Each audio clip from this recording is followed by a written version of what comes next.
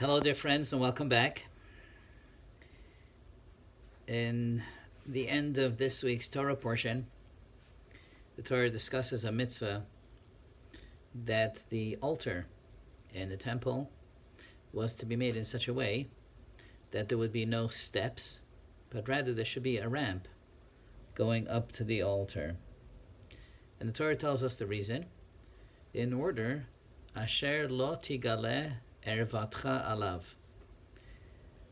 that when you go up, if you go upstairs steps, you might take big steps, and the part of your body that's normally private, by taking a big step, that would be revealed, and it would be disrespectful.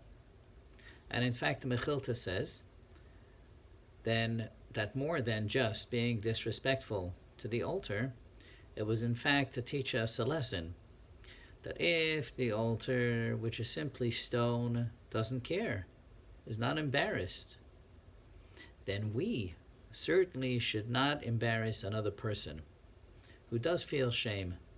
We have to be extremely careful with that.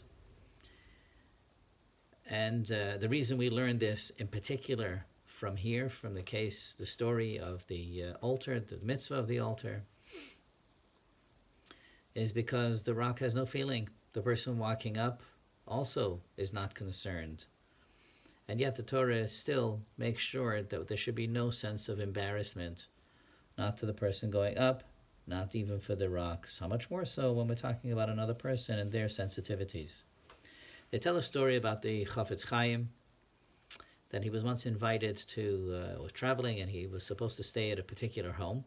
And naturally, the preparations for this special honored guest began long in advance, and finally the day arrived, and the Chafetz Chaim came to grace their home, and came to Friday night the meal. The host and the Chafetz Chaim came home from the synagogue together, and the host sees that on the table everything is set beautifully, magnificently. The house is sparkling. However, the chalot on the table were not covered. It seems in the hurry to prepare, this had been forgotten. And so, not as to show the Chafetz Chaim that he was not an ignoramus, he called out to his wife, or he screamed to his wife. He says, "Don't you know that the chalas need to be covered?"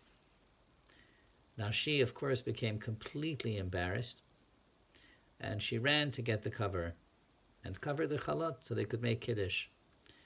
Chafetz Chaim patiently asked the host, he said, "Do you know why we cover the challah?" And he said, "Yes, of course. Because really, the blessing for the challah is supposed to come first. We make the blessing for the wine first, so as not to embarrass the wine, we cover the challah, we say the blessing over the wine, and only afterwards we say the blessing on the challah."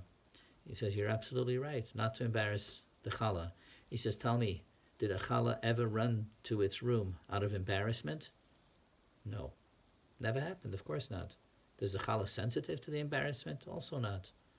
How much more so, your wife, you just embarrassed her. This is really, really not acceptable. That's the idea. Be well and have a Shabbat Shalom. All the best.